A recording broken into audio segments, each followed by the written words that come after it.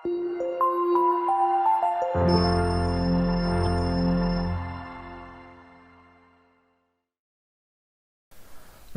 ಸ್ನೇಹಿತರೆ, ಅಮೋಘ ವರ್ಷ ಕೋಚಿಂಗ್ ಸೆಂಟರ್ ಯೂಟ್ಯೂಬ್ ಚಾನಲ್ಗೆ ನಿಮಗೆಲ್ಲ ಸ್ವಾಗತ.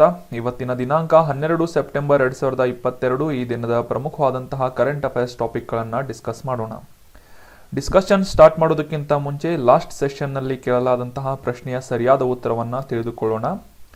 ಭಾರತದ ಕೇಂದ್ರ ಸರ್ಕಾರ ಯಾವ ವರ್ಷದವರೆಗೆ 20% ಎಥೆನಾಲ್ ಮಿಶ್ರಣವನ್ನು ಪೆಟ್ರೋಲ್ನಲ್ಲಿ ಅಚೀವ್ ಮಾಡುವಂಥ ಒಂದು ಗುರಿಯನ್ನು ಹೊಂದಿದೆ ಅಂತ ಪ್ರಶ್ನೆ ಇದ್ದು, ಆಪ್ಷನ್ಗಳಲ್ಲಿ 2023, 2024, 2025 ಅಥವಾ 2026 ಅಂತ ಇದೆ.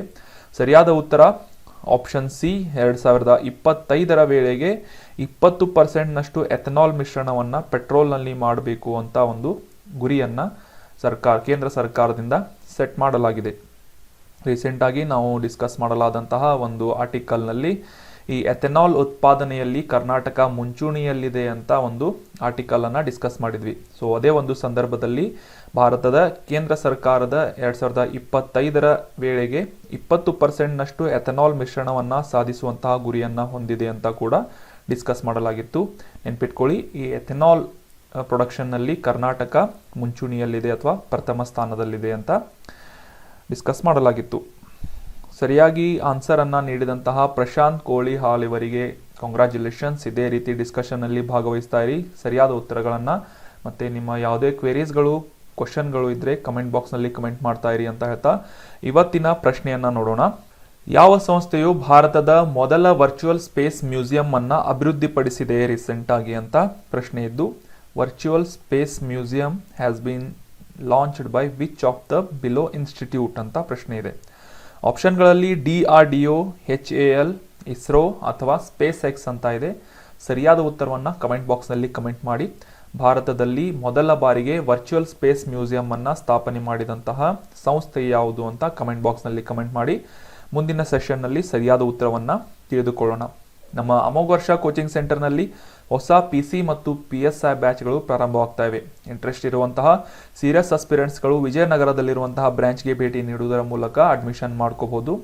ಈ ಇನ್ಫಾರ್ಮೇಷನನ್ನು ನಿಮ್ಮ ಫ್ರೆಂಡ್ಸ್ ಮತ್ತು ಎಲ್ಲ ಸೀರಿಯಸ್ ಅಸ್ಪಿರೆಂಟ್ಸ್ಗಳ ಜೊತೆ ಶೇರ್ ಮಾಡಿ ಅಂತ ಹೇಳ್ತಾ, ನಿಮ್ಮ ಯಾವುದೇ ಕ್ವೆರೀಸ್ಗಳನ್ನು ಈ ಕೆಳಗೆ ತಿಳಿಸಲಾದಂತಹ ಕಾಂಟ್ಯಾಕ್ಟ್ ನಂಬರ್ಗೆ ಸಂಪರ್ಕ ಮಾಡುವುದರ ಮೂಲಕ ಕ್ಲಿಯರ್ ಮಾಡ್ಕೋಬಹುದು.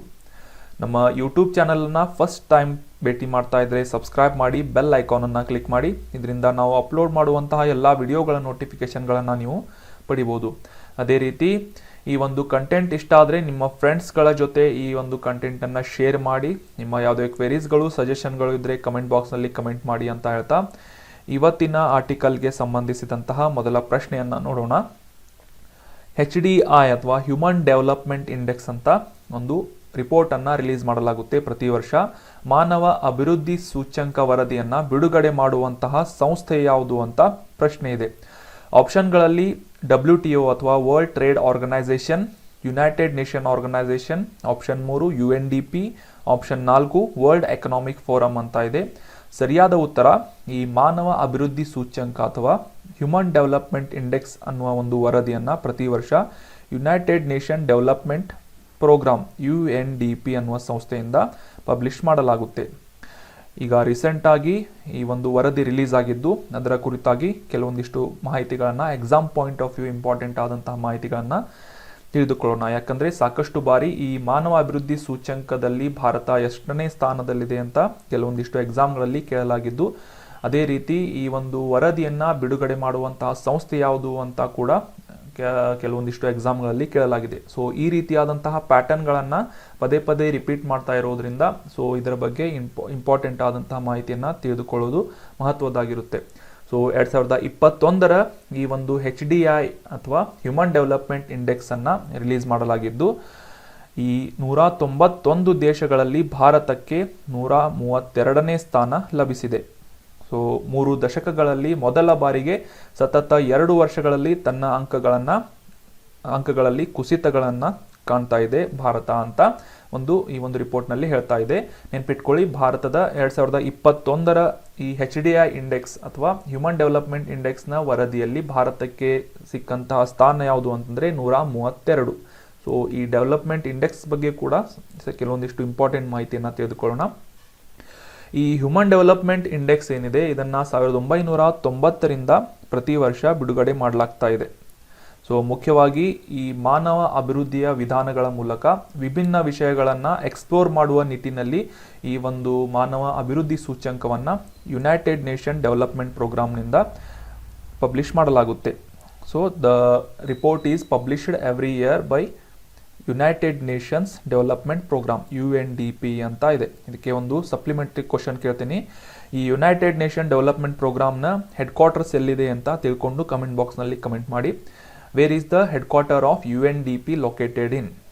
ಅದೇ ರೀತಿ ಈಗ ಹ್ಯೂಮನ್ ಡೆವಲಪ್ಮೆಂಟ್ ಇಂಡೆಕ್ಸ್ ಏನಿದೆ ಇದು ಮುಖ್ಯವಾಗಿ 3 ವಿಧವಾದಂತಹ ಡೈಮೆನ್ಷನ್ಗಳನ್ನು ಕವರ್ ಮಾಡುವುದರ ಮೂಲಕ ಒಂದು ಸರಾಸರಿಯಾದಂತಹ ಮಾನವನ ಅಭಿವೃದ್ಧಿಯ ಬಗ್ಗೆ ಮಾಹಿತಿಯನ್ನು ನೀಡುವಂತಹ ಒಂದು ರಿಪೋರ್ಟ್ ಆಗಿದೆ. ಇದರಲ್ಲಿ ಮುಖ್ಯವಾಗಿ ದೀರ್ಘ ಮತ್ತು ಆರೋಗ್ಯಕರ ಜೀವನ ಒಂದು ಡೈಮೆನ್ಷನ್ ಆದರೆ ಶಿಕ್ಷಣ ಇನ್ನೊಂದು ಡೈಮೆನ್ಷನ್, ಅದೇ ರೀತಿ ಸ್ಟ್ಯಾಂಡರ್ಡ್ ಆಫ್ ಲಿವಿಂಗ್ ಅಥವಾ ಯೋಗ್ಯ ಜೀವನ ಮಟ್ಟ, ಈ 3 ರೀತಿಯಾದಂತಹ ಡೈಮೆನ್ಷನ್ಗಳನ್ನು ಈ ಒಂದು ಮಾನವ ಅಭಿವೃದ್ಧಿ ಸೂಚ್ಯಂಕದ ಒಂದು ರಿಪೋರ್ಟ್ನಲ್ಲಿ ಮೇಜರ್ ಮಾಡಲಾಗುತ್ತೆ. ಅದೇ ರೀತಿ 4 ಮುಖ್ಯವಾದಂತಹ ಇಂಡಿಕೇಟರ್ಗಳು ಅಥವಾ ಸೂಚಕಗಳನ್ನು ಕೂಡ ಬಳಸಿಕೊಂಡು ಅವುಗಳ ಆಧಾರದ ಮೇಲೆ ಆ ಒಂದು ದೇಶದ ಹ್ಯೂಮನ್ ಡೆವಲಪ್ಮೆಂಟ್ ಇಂಡೆಕ್ಸ್ನ ರ್ಯಾಂಕಿಂಗನ್ನು ನೀಡಲಾಗುತ್ತೆ. ಆ 4 ಸೂಚಕಗಳು ಅಥವಾ ಇಂಡಿಕೇಟರ್ಗಳು ಯಾವುವು ಅಂತ ನೋಡೋದಾದರೆ, ಒಂದನೇದು ಜನನದ ಜೀವಿತಾವಧಿ, ಎರಡನೇದು ಸರಾಸರಿ ಶಾಲಾ ಶಿಕ್ಷಣ, ಮತ್ತು ಮೂರನೇದು ನಿರೀಕ್ಷಿತ ಶಾಲಾ ವರ್ಷಗಳು, ಅಂದರೆ ಎಷ್ಟು ವರ್ಷ ಒಬ್ಬ ವ್ಯಕ್ತಿ ಅಥವಾ ಒಂದು ಮಗು ಶಾಲೆಯಲ್ಲಿ ತನ್ನ ಶಿಕ್ಷಣವನ್ನು ಕಂಪ್ಲೀಟ್ ಮಾಡುತ್ತೆ ಅನ್ನೋದು ಈ 3ನೇ ಡೈಮೆನ್ಷನ್, 3ನೇ ಇಂಡಿಕೇಟರ್ ಆಗಿದ್ದು.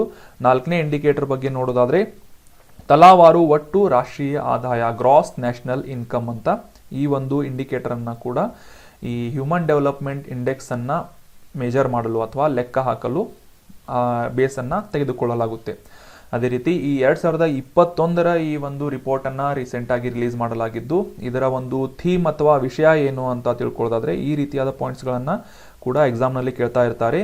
ಹ್ಯೂಮನ್ ಡೆವಲಪ್ಮೆಂಟ್ ಇಂಡೆಕ್ಸ್ನ ಅಂದರೆ ಈ ಒಂದು ಯುನೈಟೆಡ್ ನೇಷನ್ ಡೆವಲಪ್ಮೆಂಟ್ ಪ್ರೋಗ್ರಾಮ್ನಿಂದ ರಿಲೀಸ್ ಮಾಡಲಾಗುವಂತಹ ಈ HDIನ 2021ರ ಥೀಮ್ ಏನಾಗಿತ್ತು ಅಂತ ಏನಾದರೂ ಪ್ರಶ್ನೆ ಬಂದರೆ ಅದರ ಉತ್ತರ ಅನ್ಸರ್ಟನ್ ಟೈಮ್ಸ್ ಅನ್ಸೆಟಲ್ಡ್ ಲೈವ್ಸ್ ಅನ್ನೋದು ಈ ಒಂದು ವರ್ಷದ 2021-22ರ ರಿಪೋರ್ಟ್ನ ಥೀಮ್ ಆಗಿದೆ. Shaping our future in world in transformation ಅನ್ನೋದು ಕಂಪ್ಲೀಟ್ ಆದಂತಹ ಒಂದು ಥೀಮ್ನ ವಿಷಯವಾಗಿದೆ. ಇನ್ನು ಮುಂದಿನ ಪ್ರಶ್ನೆಯನ್ನು ನೋಡೋಣ. ಆಪರೇಷನ್ ಲಂಡನ್ ಸೇತುವೆ ಅಥವಾ ಆಪರೇಷನ್ ಲಂಡನ್ ಬ್ರಿಡ್ಜ್ ಅನ್ನುವುದು ಈ ಕೆಳಗಿನ ಯಾವುದಕ್ಕೆ ಸಂಬಂಧಿಸಿದೆ ಅಂತ ಪ್ರಶ್ನೆ ಇದೆ. ಆಪ್ಷನ್ಗಳಲ್ಲಿ ಇದು ಪ್ರಸಿದ್ಧ ಲಂಡನ್ ಸೇತುವೆಯನ್ನು ಮತ್ತೆ ನಿರ್ಮಾಣ ಮಾಡುವುದರ ಕುರಿತಾಗಿದೆ ಅಂತ ಆಪ್ಷನ್ 1 ಹೇಳ್ತಾ ಇದೆ. ಎರಡನೇ ಆಪ್ಷನ್ ಲಂಡನ್ ಸೇತುವೆಯನ್ನು ದುರಸ್ತಿ ಮಾಡುವುದು ಈ ಒಂದು ಯೋಜನೆಯ ಒಂದೇ ಆಪರೇಷನ್ ಲಂಡನ್ ಸೇತುವೆ ಆಗಿದೆ ಅಂತ ಎರಡನೇ ಆಪ್ಷನ್ ಇದ್ದು, ಮೂರನೇ ಆಪ್ಷನ್ ಏನು ಅಂತಂದರೆ 2ನೇ ಎಲಿಜಬೆತ್ ರಾಣಿ ಅವರ ಅಂತ್ಯಕ್ರಿಯೆಯ ಒಂದು ವಿಷಯ ಸಂಬಂಧಪಟ್ಟಂತಹ ಯೋಜನೆಯಾಗಿದೆ ಅಂತ. 4ನೇ ಆಪ್ಷನ್ ರಾಜಕುಮಾರ ಚಾರ್ಲ್ಸ್ ಅಥವಾ ಪ್ರಿನ್ಸ್ ಚಾರ್ಲ್ಸ್ ಅವರ ಪಟ್ಟಾಭಿಷೇಕಕ್ಕೆ ಸಂಬಂಧಿಸಿದಂತಹ ಒಂದು ಸಮಾರಂಭಕ್ಕೆ ಕುರಿತಾದಂತಹ ಯೋಜನೆಯಾಗಿದೆ ಅಂತ ಆಪ್ಷನ್ಗಳಲ್ಲಿದೆ. ಸೊ ಈ ಆಪರೇಷನ್ ಲಂಡನ್ ಸೇತುವೆ ಅಥವಾ ಆಪರೇಷನ್ ಲಂಡನ್ ಬ್ರಿಡ್ಜ್ ಅನ್ನುವುದು ಸರಿಯಾದ ಉತ್ತರ. ಈ ರಾಣಿ ಎಲಿಜಬೆತ್ 2ನೇ ರಾಣಿ ಎಲಿಜಬೆತ್ ಅವರ ಅಂತ್ಯಕ್ರಿಯೆ ಅಥವಾ ಫ್ಯುನರಲ್ಗೆ ಸಂಬಂಧಿಸಿದಂತಹ ಒಂದು ಪ್ಲಾನ್ ಆಗಿದ್ದು, ಸೊ ರೀಸೆಂಟಾಗಿ ರಾಣಿ ಎಲಿಜಬೆತ್ 2ನೇ ರಾಣಿ ಎಲಿಜಬೆತ್ ಅವರು ನಿಧನ ಹೊಂದಿದ್ದಾರೆ. ಸೊ ಈ ಕುರಿತಾಗಿ ಕೆಲವೊಂದಿಷ್ಟು ಇನ್ಫಾರ್ಮೇಷನ್ಗಳು ನ್ಯೂಸ್ನಲ್ಲಿದ್ವು, ನೆನ್ಪಿಟ್ಕೊಳ್ಳಿ. ಆಪರೇಷನ್ ಲಂಡನ್ ಬ್ರಿಡ್ಜ್ ಇದು 2ನೇ ರಾಣಿ ಎಲಿಜಬೆತ್ ಅವರ ಅಂತ್ಯಕ್ರಿಯೆಗೆ ಸಂಬಂಧಿಸಿದಂತಹ ಯೋಜನೆಯಾಗಿದೆ. ಸೊ ನ್ಯೂಸ್ ಬಗ್ಗೆ ತಿಳ್ಕೊಳ್ಳೋದಾದರೆ 70 ವರ್ಷಗಳ ಸುದೀರ್ಘ ಕಾಲದ ಆಳ್ವಿಕೆಯನ್ನು ನಡೆಸಿದಂತಹ ರಾಣಿ ಎಲಿಜಬೆತ್ 2 ಇವರು ರೀಸೆಂಟಾಗಿ UK ಅಥವಾ ಲಂಡನ್ನಲ್ಲಿ ನಿಧನ ಹೊಂದಿದ್ದಾರೆ. 1952ರಲ್ಲಿ ಸಿಂಹಾಸನವನ್ನು ಏರಿದಂತಹ ಈ 2ನೇ ರಾಣಿ ಎಲಿಜಬೆತ್ ಅವರು ಈ ಇಮೇಜ್ನಲ್ಲಿ ಅವರ ಒಂದು ಭಾವಚಿತ್ರವನ್ನು ಕೂಡ ನೋಡ್ಬೋದು ನೀವು. ಸೊ ಇವರು ಸಾಕಷ್ಟು ಸಾಮಾಜಿಕ ಬದಲಾವಣೆಗೆ ಸಾಕ್ಷಿಯಾದರು ಲಂಡನ್ನಲ್ಲಿ ಅಥವಾ ಇಂಗ್ಲೆಂಡ್ನಲ್ಲಿ. ಅದರಲ್ಲಿ ಮುಖ್ಯವಾಗಿ ಈ 2ನೇ ಮಹಾಯುದ್ಧದ ನಂತರದ ಒಂದು ಕಠಿಣ ಪರಿಸ್ಥಿತಿಗಳನ್ನು ಇವರು ಒಂದು ವಿಟ್ನೆಸ್ ಮಾಡಿದರು. ಅದೇ ರೀತಿ ಸಾಮ್ರಾಜ್ಯದಿಂದ ಕಾಮನ್ವೆಲ್ತ್ಗೆ ಪರಿವರ್ತನೆಯಾಗುವ ಒಂದು ಟ್ರಾನ್ಸಿಷನ್ ಪೀರಿಯಡನ್ನು ಕೂಡ ಇವರು ವಿಟ್ನೆಸ್ ಮಾಡಿದರು. ಮತ್ತು USSR ಮತ್ತು ಯುನೈಟೆಡ್ ಸ್ಟೇಟ್ಸ್ ಆಫ್ ಅಮೇರಿಕಾ ನಡುವಿನ ಒಂದು ಶೀತಲ ಸಮರದ ಕುರಿತಾದಂಥ ಸಾಕಷ್ಟು ಸಾಮಾಜಿಕ ಬದಲಾವಣೆ ಅಥವಾ ಒಂದು ರಾಜಕೀಯ ಬದಲಾವಣೆಗಳಿಗೆ ಕೂಡ ಇವರು ಪ್ರತ್ಯಕ್ಷದರ್ಶಿಯಾಗಿದ್ದರು. ಯುರೋಪಿಯನ್ ಒಕ್ಕೂಟ ಅಥವಾ ಯುರೋಪಿಯನ್ ಯೂನಿಯನ್ಗೆ ಯುನೈಟೆಡ್ ಕಿಂಗ್ಡಮ್ನ ಪ್ರವೇಶ ಮತ್ತು ಹಿಂತೆಗೆದುಕೊಳ್ಳುವಿಕೆ ಅಥವಾ ಬ್ರೆಕ್ಸಿಟ್ ಅಂತ ರೀಸೆಂಟ್ ಆಗಿ ಆಯಿತು. ಈ ಯುರೋಪಿಯನ್ ಒಕ್ಕೂಟದಿಂದ ಈ ಯುನೈಟೆಡ್ ಕಿಂಗ್ಡಮ್ ಏನಿದೆ ಹೊರಬಂದಿದ್ದರ ಸಾಕಷ್ಟು ರೀತಿಯಾದಂತಹ ಪಾಲಿಟಿಕಲ್ ಚೇಂಜಸ್ಗಳ ಒಂದು ವಿಟ್ನೆಸ್ಗಳಿಗೆ ಕೂಡ ರಾಣಿ ಎಲಿಜಬೆತ್ II ಅವರು ವಿಟ್ನೆಸ್ ಅನ್ನ ಮಾಡಿದ್ರು. ಇನ್ನು ಇವರ ಒಂದು ಜನ್ಮದ ಬಗ್ಗೆ ತಿಳ್ಕೊಳ್ಳೋದಾದ್ರೆ ರಾಣಿ ಎಲಿಜಬೆತ್ ಅಲೆಕ್ಸಾಂಡ್ರಾ ಮೇರಿ ವಿಂಡ್ಸರ್ ಅನ್ನುವುದು ಇವರ ಪೂರ್ಣ ಹೆಸರಾಗಿತ್ತು. ಇವರು ಲಂಡನ್ನ ಮೇಫೇರ್ನಲ್ಲಿ 21 ಏಪ್ರಿಲ್ 1926ರಲ್ಲಿ ಜನಿಸಿದರು. ಇವರನ್ನ ಮದುವೆಯಾದಂತಹ Prince Philip Duke of Edinburgh ಇವರು ರಾಣಿ ಎಲಿಜಬೆತ್ II ಅವರ ಪತಿಯಾಗಿದ್ದರು. ಇನ್ನು ಆಪರೇಷನ್ ಲಂಡನ್ ಬ್ರಿಡ್ಜ್ ಬಗ್ಗೆ ತಿಳ್ಕೊಳ್ಳೋದಾದ್ರೆ ಇದು ಮುಖ್ಯವಾಗಿ ರಾಣಿ ಎಲಿಜಬೆತ್ II ಇವರ ಅಂತ್ಯಕ್ರಿಯೆಯ ಒಂದು ಪ್ಲಾನ್ ಆಗಿದ್ದು ಇದನ್ನ ರೀಸೆಂಟ್ ಆಗಿ ಎಕ್ಸಿಕ್ಯೂಟ್ ಮಾಡಲಾಗ್ತಾ ಇದೆ. ಸೊ ಇದು ಮುಖ್ಯವಾಗಿ ಲಂಡನ್ ಬ್ರಿಡ್ಜ್ ಇಸ್ ಡೌನ್ ಅನ್ನುವ ಒಂದು ಕೋಡ್ ಅನ್ನ ಬಳಸಿಕೊಂಡು ಆಪರೇಷನ್ ಲಂಡನ್ ಬ್ರಿಡ್ಜ್ ಅನ್ನ ಎಕ್ಸಿಕ್ಯೂಟ್ ಮಾಡಲಾಗ್ತಾ ಇದೆ.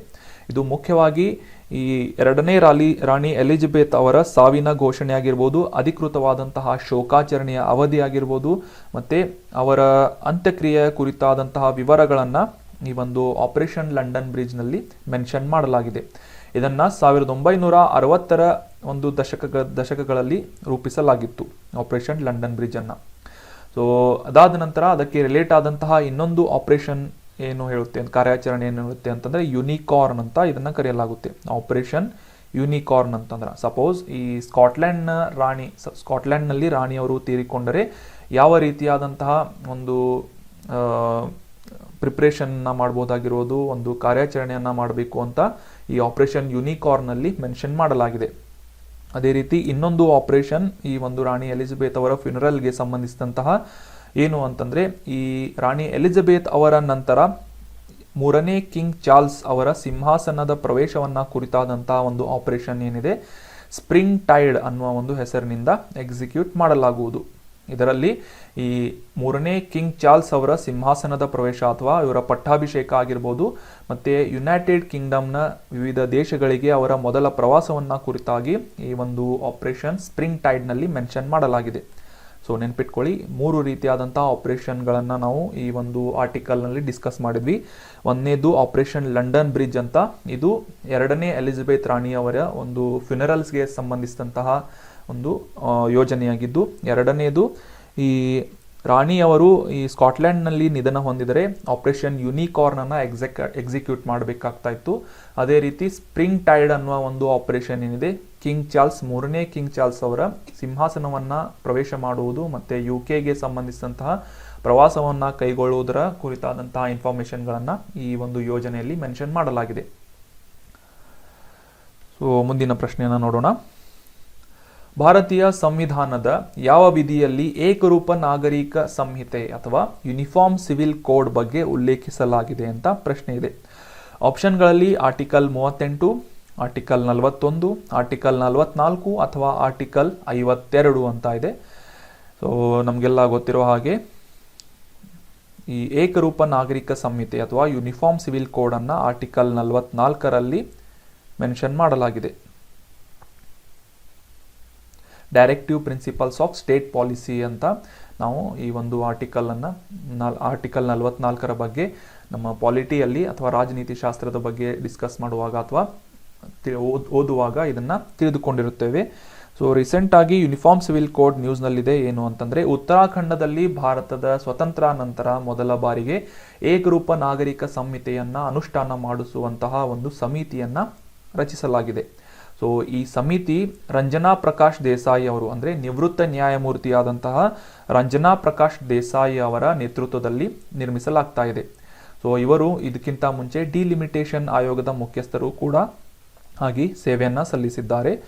ಈ ಜನರ ಒಂದು ಅಭಿಪ್ರಾಯಗಳನ್ನ ಪಡೆದುಕೊಳ್ಳುವ ನಿಟ್ಟಿನಲ್ಲಿ ಈ ಒಂದು ಏಕರೂಪ ನಾಗರಿಕ ಸಂಹಿತೆಯನ್ನ ಅನುಷ್ಠಾನಗೊಳಿಸುವುದರಲ್ಲಿ ಸಾರ್ವಜನಿಕರ ಅಭಿಪ್ರಾಯವನ್ನ ತೆಗೆದುಕೊಳ್ಳುವುದು ಪ್ರಮುಖವಾಗಿದೆ ಅಂತ ಒಂದು ವೆಬ್ ಪೋರ್ಟಲನ್ನು ಅಂದರೆ ವೆಬ್ಸೈಟನ್ನು ಕೂಡ ಡೆವಲಪ್ ಮಾಡಲಾಗಿದ್ದು ಯಾವುದೇ ರೀತಿಯಾದಂತಹ ಉತ್ತರಾಖಂಡದ ನಾಗರಿಕರು ಈ ವೆಬ್ಸೈಟ್ನಲ್ಲಿ ತಮ್ಮ ಅಭಿಪ್ರಾಯಗಳನ್ನು ಹಂಚಿಕೊಳ್ಳುವುದನ್ನು ಅವಕಾಶವನ್ನು ಮಾಡಿಕೊಡಲಾಗಿದೆ. ಸೊ ಈ ಸಮಿತಿ ಏನಿದೆ ಈ UCC ಅಥವಾ ಯೂನಿಫಾರ್ಮ್ ಸಿವಿಲ್ ಕೋಡನ್ನು ಏಕರೂಪ ನಾಗರಿಕ ಸಂಹಿತೆಯನ್ನು ಜಾರಿಗೊಳಿಸುವ ಬಗ್ಗೆ ವರದಿಯನ್ನು ಸಿದ್ಧಪಡಿಸ್ತಾ ಇದೆ.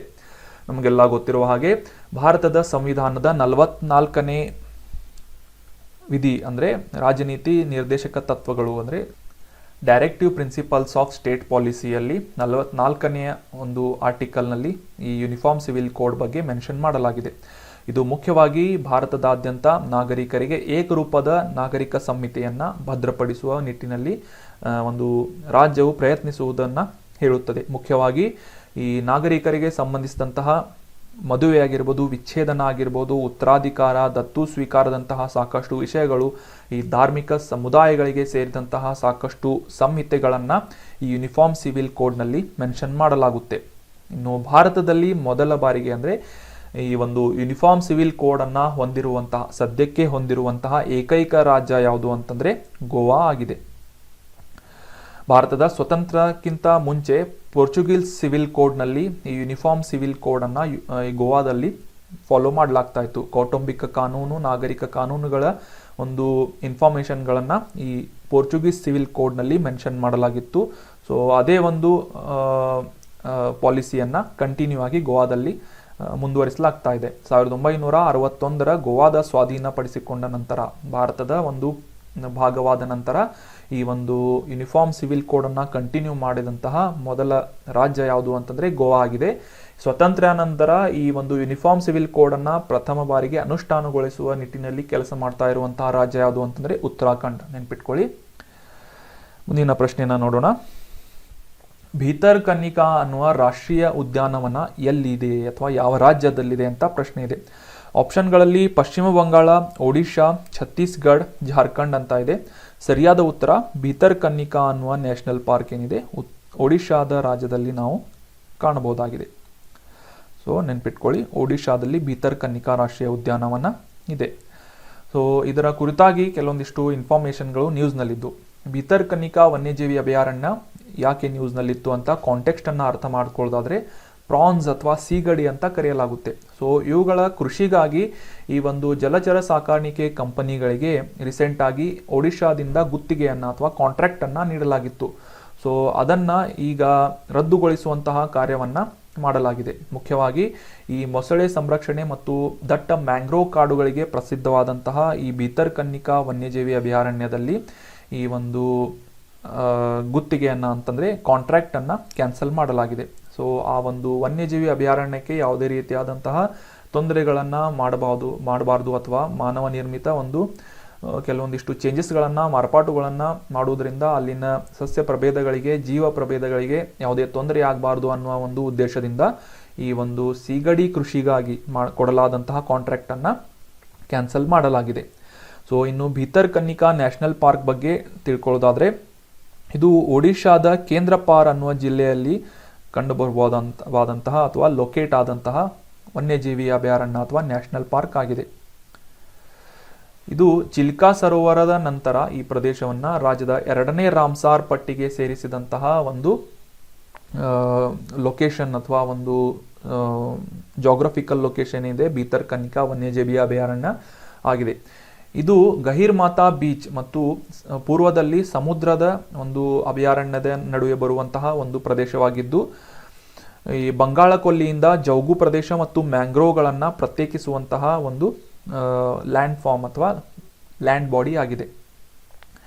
ಈ ಒಂದು ಭೀತರ್ಕನಿಕಾ ಅಭಯಾರಣ್ಯದಲ್ಲಿ ಬ್ರಾಹ್ಮಣಿ, ಬೈತರಾಣಿ, ಧಾಮ್ರಾ ಮತ್ತು ಪಾಠಶಾಲಾ ನದಿಗಳು ಈ ಒಂದು ಭೀತರ್ಕನಿಕಾ ಪ್ರದೇಶದ ವನ್ಯಜೀವಿ ಅಭಯಾರಣ್ಯದ ಪ್ರದೇಶದಲ್ಲಿ ಹರಿಯುವಂತಹ ನದಿಗಳಾಗಿದ್ದು, ಇದು ಭಾರತದಲ್ಲೇ 2ನೇ ಅತಿ ದೊಡ್ಡ ಮ್ಯಾಂಗ್ರೋವ್ ಪರಿಸರ ವ್ಯವಸ್ಥೆಯನ್ನು, ಮ್ಯಾಂಗ್ರೋವ್ ಎಕೋಸಿಸ್ಟಮ್ ಅನ್ನು ಹೊಂದಿದಂತಹ ಒಂದು ಪ್ರದೇಶವಾಗಿದೆ. ಯಾವುದು? ಭೀತರ್ಕನಿಕಾ 2ನೇ ಅತಿ ದೊಡ್ಡ. ಸೊ ಇಲ್ಲಿ ಸಪ್ಲಿಮೆಂಟರಿ ಕ್ವಶನ್ನ ಕೇಳ್ತೇನೆ. ಭಾರತದಲ್ಲಿ ಅತಿ ದೊಡ್ಡ ಮ್ಯಾಂಗ್ರೋವ್ ಪರಿಸರ ವ್ಯವಸ್ಥೆಯನ್ನು ಹೊಂದಿದಂತಹ ಪ್ರದೇಶ ಯಾವುದು ಅಂತ ಕಮೆಂಟ್ ಬಾಕ್ಸ್ನಲ್ಲಿ ಕಮೆಂಟ್ ಮಾಡಿ. ನಾಳೆ ಇದರ ಕರೆಕ್ಟ್ ಆನ್ಸರನ್ನು ತಿಳ್ಕೊಳ್ಳೋಣ. ಮುಂದಿನ ಪ್ರಶ್ನೆಯನ್ನು ನೋಡೋಣ. ಈ ಭಾರತೀಯ ತಂತ್ರಜ್ಞಾನ ಕ್ಷೇತ್ರಕ್ಕೆ ಸಂಬಂಧಿಸಿದಂತೆ ಐಸ್ಟೆಮ್ ಇದರ ವಿಸ್ತೃತ ರೂಪ ಫುಲ್ ಫಾರ್ಮ್ ಏನು ಅಂತ ಪ್ರಶ್ನೆ ಇದೆ. ಐಸ್ಟೆಮ್ ಇದರ ಫುಲ್ ಫಾರ್ಮ್ ಏನು? ತಂತ್ರಜ್ಞಾನಕ್ಕೆ ಸಂಬಂಧಿಸಿದಂತಹ ಒಂದು ಯೋಜನೆಯಾಗಿದೆ ಇದು. ರೀಸೆಂಟ್ ಆಗಿ ವಿಜ್ಞಾನ ಮತ್ತು ತಂತ್ರಜ್ಞಾನ ಕ್ಷೇತ್ರಕ್ಕೆ ಸಂಬಂಧಿಸಿದಂತಹ ಮಹಿಳೆಯರ ಪಾಲುದಾರಿಕೆಯನ್ನು ಹೆಚ್ಚಿಸುವ ನಿಟ್ಟಿನಲ್ಲಿ ಐಸ್ಟೆಮ್ ಅನ್ನುವ ಯೋಜನೆಯ ಅಡಿಯಲ್ಲಿ ವೆಸ್ಟ್ ಅನ್ನುವ ಒಂದು ಹೊಸ ಇನಿಷಿಯೇಟಿವ್ ಅನ್ನು ಅಥವಾ ಉಪಕ್ರಮವನ್ನು ಲಾಂಚ್ ಮಾಡಲಾಗಿದೆ. ಈ ವೆಸ್ಟ್ನ ಫುಲ್ ಫಾರ್ಮ್ ಅನ್ನು ತಿಳ್ಕೊಳ್ಳೋದಾದ್ರೆ woman in engineering and science and technology ಅಂತ ಇದರ ಫುಲ್ ಫಾರ್ಮ್ ಆಗಿದ್ದು, ಇಂಜಿನಿಯರಿಂಗ್ ವಿಜ್ಞಾನ ಮತ್ತು ತಂತ್ರಜ್ಞಾನಗಳಲ್ಲಿ ಮಹಿಳೆಯರು ಅನ್ನುವ ಒಂದು ಇನಿಷಿಯೇಟಿವ್ ಅನ್ನು ಲಾಂಚ್ ಮಾಡಲಾಗಿದೆ ಐಸ್ಟೆಮ್ ಅನ್ನುವ ಒಂದು ಪ್ಲಾಟ್ಫಾರ್ಮ್ ಮುಖಾಂತರ. ಸೊ ಇದನ್ನು ನಮ್ಮ ಭಾರತದ ಪ್ರಧಾನ ವೈಜ್ಞಾನಿಕ ಸಲಹೆಗಾರ ಕಚೇರಿಯ ಕಾರ್ಯದರ್ಶಿಯಾದಂತಹ ಡಾಕ್ಟರ್ ಪ್ರಾರವಿಂದ್ ಮೈನಿ ಅವರು ಲಾಂಚ್ ಮಾಡಿದ್ದಾರೆ. ಸೊ ಈ ವೆಸ್ಟ್ ಇನಿಷಿಯೇಟಿವ್ನ ಬಗ್ಗೆ ತಿಳ್ಕೊಳ್ಳೋದಾದರೆ, ಇದು ಮುಖ್ಯವಾಗಿ ಈ ವಿಜ್ಞಾನ ತಂತ್ರಜ್ಞಾನ ಕ್ಷೇತ್ರಗಳಲ್ಲಿ ಈ ಒಂದು ಒಲವನ್ನು ಹೊಂದಿರುವಂತಹ ಮಹಿಳೆಯರು, ಸಂಶೋಧಕರು, ವಿಜ್ಞಾನಿಗಳು ಈ ತಂತ್ರಜ್ಞಾನಕ್ಕಾಗಿ ಪ್ರತ್ಯೇಕವಾದಂತಹ ವೇದಿಕೆಯನ್ನು ಕಲ್ಪಿಸುವ ನಿಟ್ಟಿನಲ್ಲಿ ಐಸ್ಟೆಮ್ನ ಒಂದು ಉಪಕ್ರಮವಾಗಿ ವೆಸ್ಟ್ ಅನ್ನುವ ಒಂದು ಇನಿಷಿಯೇಟಿವನ್ನು ಲಾಂಚ್ ಮಾಡಲಾಗಿದೆ. ಸೊ ಈ ವೆಸ್ಟ್ ಬಗ್ಗೆ ನಾವು ತಿಳ್ಕೊಂಡ್ವಿ.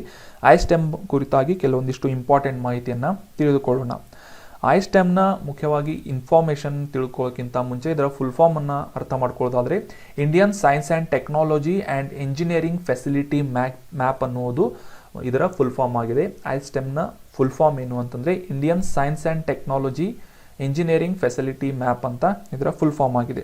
ಇದು ಮುಖ್ಯವಾಗಿ ಒಂದು ವೆಬ್ ಪೋರ್ಟಲ್ ಆಗಿದ್ದು, ಇದರ ಮೂಲಕ ಸಂಶೋಧನಾ ಉಪಕರಣಗಳು, ಸೌಲಭ್ಯಗಳನ್ನು ಶೇರ್ ಮಾಡಿಕೊಳ್ಳುವುದು, ಶಿಕ್ಷಣ ಮತ್ತು ಉದ್ಯಮಗಳ ನಡುವೆ ಯಾವುದೇ ರೀತಿಯಾದಂತಹ ಒಂದು ಇನ್ವೆನ್ಷನ್ಗಳನ್ನು ಅಥವಾ ಒಂದು ಸಂಶೋಧನೆಯನ್ನು, ರಿಸರ್ಚ್ ಆ್ಯಂಡ್ ಡೆವಲಪ್ಮೆಂಟ್ ಕುರಿತಾದಂತಹ ಕ್ಷೇತ್ರಕ್ಕೆ ಸಂಬಂಧಿಸಿದಂತಹ ಸಂಶೋಧನೆಗಳನ್ನು ಕೈಗೊಳ್ಳುವುದಾದರೆ ಈ ಪ್ಲ್ಯಾಟ್ಫಾರ್ಮ್ನ ಮುಖಾಂತರವಾಗಿ ಈ ಸಂಶೋಧಕರು ಒಂದು ಡಿವೈಸ್ಗಳನ್ನಾಗಿರ್ಬೋದು, ಉಪಕರಣಗಳನ್ನು ಪಡೆಯುವಂತಹ ಅನುಕೂಲವನ್ನು, ಲ್ಯಾಬೊರೇಟರಿಗಳಿಗೆ ಆಕ್ಸೆಸ್ಸನ್ನು ಪಡೆದುಕೊಳ್ಳುವಂತಹ ಅನುಕೂಲವನ್ನು ಈ ಐಸ್ಟೆಮ್ ಅನ್ನುವ ಒಂದು ವೆಬ್ ಪೋರ್ಟಲ್ ಮಾಡಿಕೊಳ್ಳುತ್ತೆ. ಸಪೋಸ್ ಈಗ ನೀವು ಯಾವುದೇ ರೀತಿಯಾದಂತಹ ವಿಜ್ಞಾನಿಯಾಗಿದ್ದರೆ ಈ ಐಸ್ಟೆಮ್ನಲ್ಲಿ ರಿಜಿಸ್ಟರ್ ಮಾಡಿಕೊಂಡು ವೆಬ್ ಪೋರ್ಟಲ್ನಲ್ಲಿ ಸರ್ಚ್ ಮಾಡಬಹುದು. ನಿಮಗೆ ಬೇಕಾದಂತಹ ಉಪಕರಣಗಳು, ಲ್ಯಾಬೊರೇಟರಿಗಳು ಎಲ್ಲಿ, ಆ ಒಂದು ಅನುಕೂಲಗಳು, ಸೌಲಭ್ಯಗಳು ಎಲ್ಲಿವೆ ಅಂತ ಈ ಪ್ಲ್ಯಾಟ್ಫಾರ್ಮ್ನಲ್ಲಿ ಇನ್ಫಾರ್ಮೇಷನ್ನ ಒದಗಿಸಲಾಗುತ್ತೆ.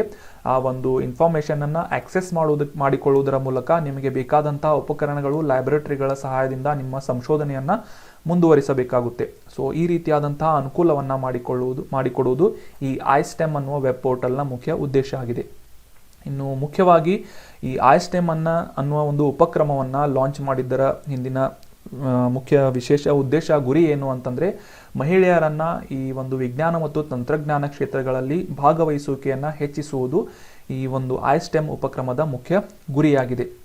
ಈ ಒಂದು ಮಹಿಳಾ ಸಬಲೀಕರಣಕ್ಕೆ ಸಂಬಂಧಿಸಿದಂತಹ ಎಸ್ಸೆಗಳು ಈ ಒಂದು ಎಕ್ಸಾಮ್ಗಳಲ್ಲಿ ಬಂದರೆ, ಟಾಪಿಕ್ಗಳು ಬಂದರೆ ಈ ರೀತಿಯ ಐಸ್ಟೆಮ್ ಇನಿಷಿಯೇಟಿವ್ಗಳ ಕುರಿತಾಗಿ ನೀವು ಡಿಸ್ಕಸ್ ಮಾಡಬಹುದು. ಐಸ್ಟೆಮ್ ಮತ್ತು ವೆಸ್ಟ್ ಅನ್ನುವ ಒಂದು ಉಪಕ್ರಮಗಳ ಬಗ್ಗೆ ಡಿಸ್ಕಸ್ ಮಾಡಿ ಒಂದು ಪ್ಯಾರಾಗ್ರಾಫನ್ನು ಮಾಡಿ ಅಂಡರ್ಲೈನ್ ಮಾಡಿದರೆ ನಿಮ್ಮ ಪಾಯಿಂಟ್ಸ್ಗಳು 100% ಇನ್ಕ್ರೀಸ್ ಆಗುತ್ತೆ. ಸೊ ಇದೇ ಒಂದು ಕಾಂಟ್ರಿಬ್ಯೂಷನ್ ಇರುತ್ತೆ. ನಿಮ್ಮ ಕರೆಂಟ್ ಅಫೇರ್ಸ್ ಮತ್ತು ನಿಮ್ಮ ಸ್ಟ್ಯಾಟಿಕ್ ಪಾರ್ಟನ್ನು ಮರ್ಜ್ ಮಾಡಿಕೊಂಡು ನೀವು ಎಕ್ಸಾಮ್ ಬರೀಬೇಕಾಗುತ್ತೆ. ಇದರಿಂದ ನಿಮ್ಮ ಎಕ್ಸಾಮ್ಗಳಲ್ಲಿ ಸಾಕಷ್ಟು ರೀತಿಯ ಇಂಪ್ರೂವ್ಮೆಂಟ್ಸ್ಗಳನ್ನು ನೀವು ಕಾಣಬಹುದಾಗಿದೆ. So all the best for all the students. ನಿಮ್ಮ ಯಾವುದೇ ಸಜೆಷನ್ಗಳಿದ್ರೆ ಕಮೆಂಟ್ ಬಾಕ್ಸ್ನಲ್ಲಿ ಕಮೆಂಟ್ ಮಾಡ್ತಾ ಇರಿ. Thank you so much for joining the discussion. Have an awesome